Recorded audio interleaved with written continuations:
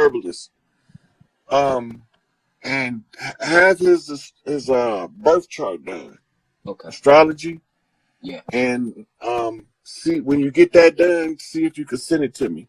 I will. Because I'm almost positive that they trying to get your son from you, and he's a chosen one, a golden child. The specialist he said we have to get the MRI and the genetic testing done because we have to see what he is. So I'm paying attention because my spiritual awakening was 2 years ago. I was shot multiple times. My face, my neck, and my lung.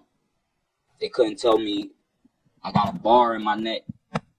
All in all, I had a beautiful outer body experience, and I had a sit down with 7 individuals, and they told me I didn't come down here for what was exposing my life to, and that they will remove me. Yeah, that same thing happened to me when I tried to leave. I found a back door through the astral travel because I'm kind of cunning like that. And I was like, I'm done, I'm ghost, and I dipped. Right. And they caught up to me and was like, where you think you're going? No, seriously. You made a deal to do some work. You need to get your ass back down there and get busy. There is no exits for you. That's why I like now that I'm speaking high vibration. I'm predominantly the only like the man in my family. You feel me? It's mostly women, so it's like I did a big 360. Like a complete different individual. The old me died. I always say that. The best thing the Most High can do is give you a new vessel, and that's what He did for me. And I be time like I don't have a choice. Like I don't. Where he was peeing. This ain't the only comment that's concurring with that. Some of these sisters are psychic, and they can see when you said his birthday, listening to the scenario, and they'll open up the channel and they can see what's going on. Look, before you do anything else, get in touch with Dr. G. Tell her I sent you to get her herbalist information. Okay. Her homeopathic physician. They have diagnostic equipment, and they your people. Okay. Okay. The other people that hijacked our system, there's not supposed to be a hospital. Those are supposed to be doula centers. All of the physicians are supposed to be under a doula, a grand doula. A grand doula is the equivalent of a chief doctor in modern medicine. So get your son checked out. Get your son checked out by your tribal physician. That's what you tell him. Okay. Right? Now, And okay, what else you got? So I'm, all this, has been smacking me left and right. So, like a bum rush. So my grandmother, she called me. Well, she's my mom's sister's mother. They all have the same father. So she called me. I was on the phone and she was like, "Boy, do you know who you are?" So I'm like, "Who?" She like, "Your name is Kasim. You are the Lion Prince, Hebrew." And she like search your name. So, I did my geometry and, things like that. And, I understand that I am a ruling 9. And, I'm just trying, my last name is Atwell. So when I looked up, Atwell, I came to the, a saying it's actually pronounced at will. And it's it had a crest. It had a royalty crest. And it was a British family, so it kind of like threw me off, even though I know that they stole all of our, our birthrights. My father, he was a very, my father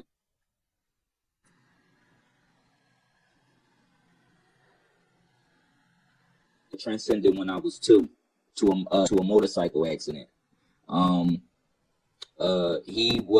You would thought he died and respected to this day. So my family trying to seek understanding and more knowledge of who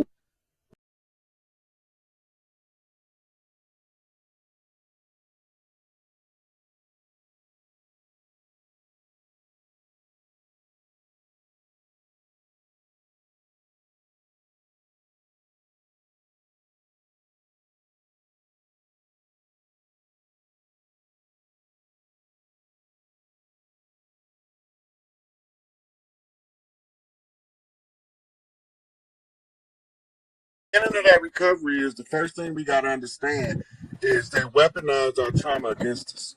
True. They didn't just traumatize us, they also used it as a weapon to keep us suppressed. Right. Now we coming to the point where I just didn't feel like being traumatized. It wasn't because I was no special motherfucker. I just didn't feel like it. True. I didn't want to carry no trauma, so it wouldn't stick to me. Yeah, you're right. You know what I mean? But that's because of my bloodline and my upbringing combination, my nature and my nurture. Yeah, you're right. Right. So now that we're here, my job was to go back, see what I could see, and then tell y'all what I found that we lost. Because one of the books I read back in the early 2000s was they stole it, and you must return it. Mm-hmm. So I'm looking at the book, but I don't see nobody else reading this book but me. So who the fuck you talking to? I was reading in Chancellor Williams' Destruction of Black Civilization, and I get to the certain part of the book. He said, "Now we didn't put all the pieces out there. Now you got to put them back together." And I can hear him talking just like I'm talking now, and I'm like, "Who the fuck he talking to?" Must be talking to me because I don't see nobody else listening. You know, so that's a big shout out to a brother. That one of my favorite study partners was named Hart Eel, who studied with me for years and about 2-3 years, and when we was locked up in Riverside, Michigan. And one of the things that he tickled me about was I have these letters when I was debating with some of the most knowledgeable Moors in the Moorish science temple that was locked up. All they had time to do was study, and all I wanted to do was I asked was one question: where's the flag of the Bays? And it led to a serious debate. When I met Hardiel, he was like, he got this raspy voice. He was like, "Bruh, you crushed the whole temple." I was like, I wasn't even debating nobody. I was just asking a question. That led into a dialogue, you know, and then, you know, sending threats and all that shit. I don't want to hear that shit. You know what I'm saying? Because I'm just here to learn and teach. Yeah, you're right. Each one teach one. That's what they keep telling me. So each one taught me, I taught one. You know? And now my work is with the sisters because they got to get their shit back. Because I found out they stole this whole earth from the sisters. Yeah, you're right. Right? So if I tell them everything they stole, guess who's returning it? So then I honor my ancestors that told me they stole it, you must return it. Right. I honor my ancestors and say, okay, now we did the work and put all these pieces out there. You got to put them together. Right? So I honor the ancestor. Right? Elijah Muhammad said that the devil's rule was over with, but wasn't nobody closing the shop on this motherfucker. So I closed the shop on it to honor my ancestors, honor my elder. Noble Ali said, I'm going to lead these people, I'm going to lead these Europeans in power until you learn how to run a government. So I learned how to run a government. Right. So I can honor Noble Ali. That's right. Marcus Garvey say, up you mighty people, do what you will. Yes. The end of that, the very last word, W-I-L-L. Use your fucking will. So I got the will and the power to overcome the obstacle. So when he told our people up, don't nobody want to lead no more. Because they killed Martin, and they killed Malcolm, and they killed Medgar. Right? Right. And they disgraced the Panthers and infiltrated them so bad we don't even trust each other no more. Yeah, you're right. They locked up Matula, Afeni, Asada. They blew up Giant Africa, Joseph Senku. They blew the whole Black Wall Street and Rosewood off the map. Yeah, you're right. Okay, so well, everybody's scared to speak on it because it's so much and it's so big, and I don't give a fuck. So since I don't give a fuck, and since I'm suicidal, but before I kill me, I got 8.4 billion people that deserve to go first, then I might as well start by challenging the biggest bully on the block. Right. And then they... Right? So, now, here we are. Yeah. I stuck my nose in the book. Larry Hoover told me we ain't gang banging no more. We brain banging now. Shit, I was doing good gang banging and all that dirty low life shit I was doing. I heard that. But my OG said that ain't what we doing no more. I heard that. Since that ain't what we doing no more, then I had to figure out something else. Right. Right? Right. And then I ran into this dude that told the police ain't gonna be no killing without killing. So I want to know why he ain't on the street. Right? So they take Angel Bay away from us. But wait a minute, Noble Drew Ali told me the angel came and took the key away. I need my Angel Bay. Right. Right? So then the master teacher putting the information out, persecution of the righteous. And he told me that the righteous is being persecuted. Somebody got to say something. Why ain't nobody saying that? Right. Right. Exactly. So I said something. Right? So now people starting to see that all of the pieces is put back together. And now we about to close this shit out. And now we about to put the power where the power belongs. Right. So that the machine run the way the machine was meant to run. Right. And when the machine is meant to run off of a fuel called love. Right. Right. Yes. No doubt about it. Right? Because we in a big ass torsion field. The torsion field expands from the heart. Right. Absolutely. So the heart of the earth got us engulfed in the torsion field. And the only thing that's going to sync with a torsion field made by love is love. Because it don't sync with hate. That's right. They nemesis, arch enemies. Right? So all of this is tell the sisters you control mitochondria, learn yourself. Right. Yes. Yes. Everything else got to fall in place once they learn themselves. Right. And again, we got to deal with this trauma and this wounding to get past that for them to get to the strength and the essence. Yes. Because we're gonna fall in line once they set the standard. There ain't no doubt about it.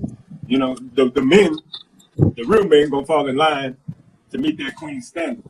That God. Well, you know, the order of the matriarchy is the women surround the children and the men surround the women. That's it. Right. So all of the ones with the genetic memory tied to the earth gonna automatically know what to do once we start realizing to surround the children. That's right. Absolutely. And I've seen it from personal testimony, Brother Rod, in my healing journey. When I started to get my emotional house in order, started to get my spiritual house in order, and doing and listening to what Spirit is telling me to do, it makes parenting, it makes being a wife, it makes being a woman a lot easier. Because now I feel like I'm operating in my grace. But first, it was getting myself in order, which has helped our relationship, which has helped our families.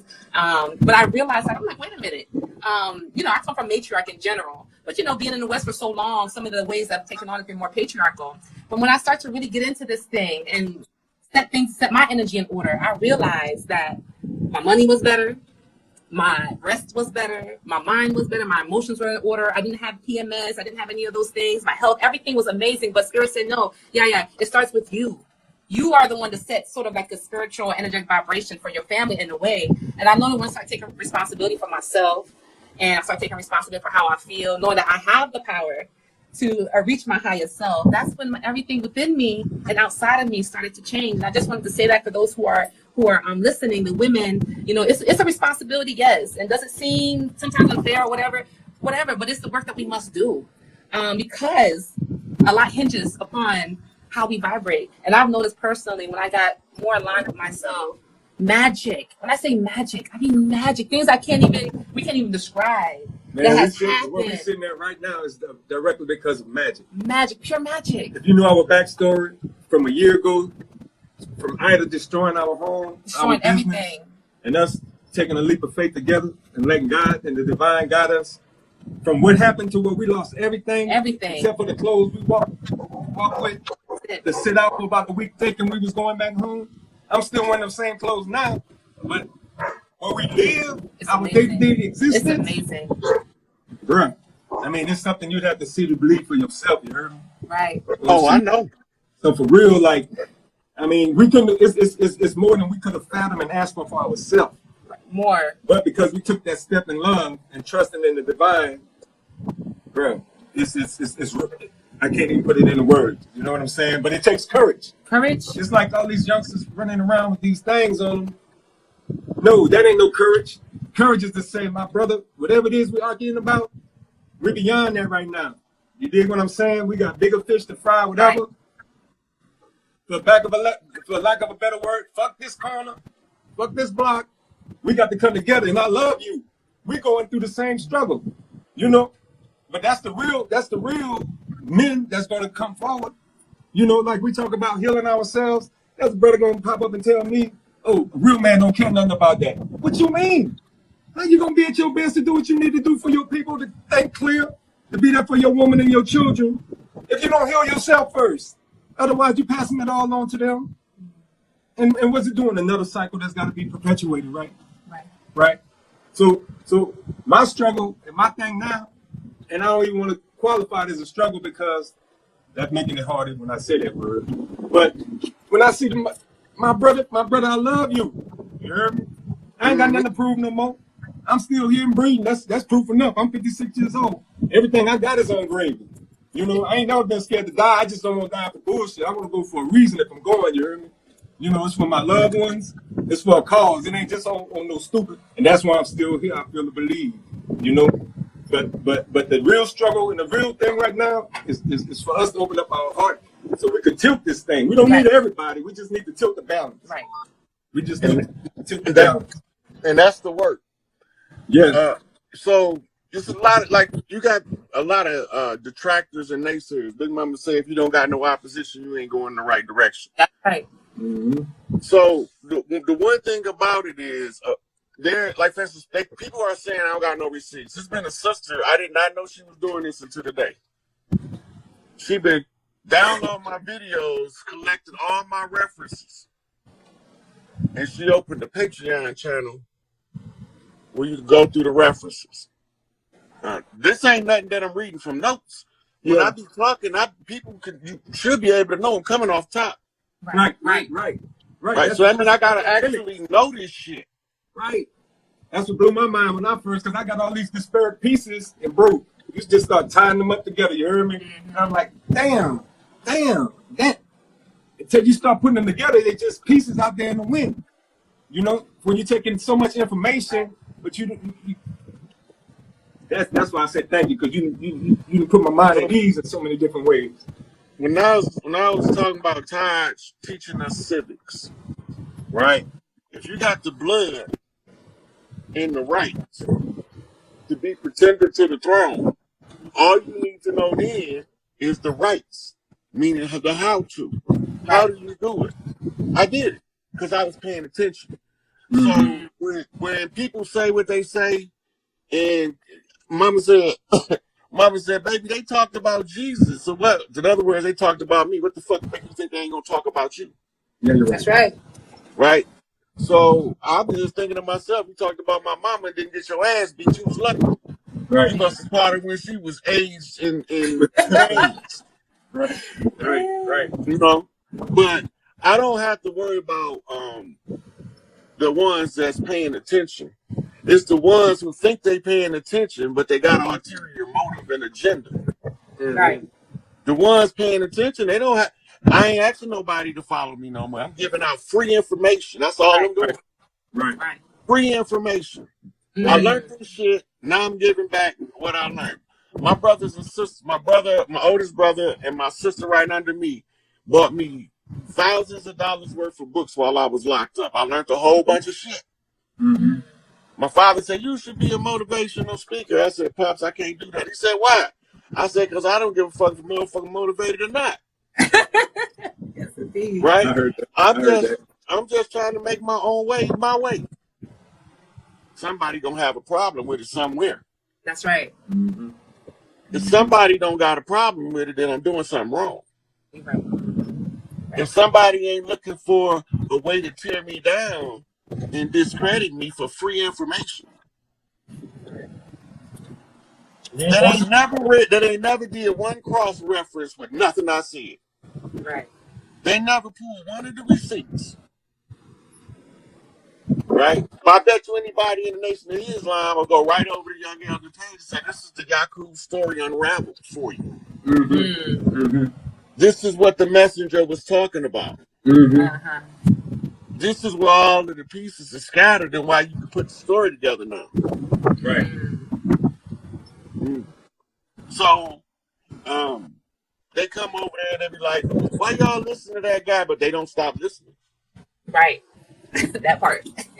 But the thing is, them same individuals, when they sit in them classrooms, they end up asking them people for no verification, no certification, but they're willing to die off of something that was just told to them by somebody that ain't looking nothing like them, right? And they wholehearted vessel into standing on those things, like you say, without even checking it out for themselves. But they've accepted it so much so that we put distance between our loved ones standing on those things, right? You know, many of us are black sheep because we dare not to go along with the family thought, the group thing.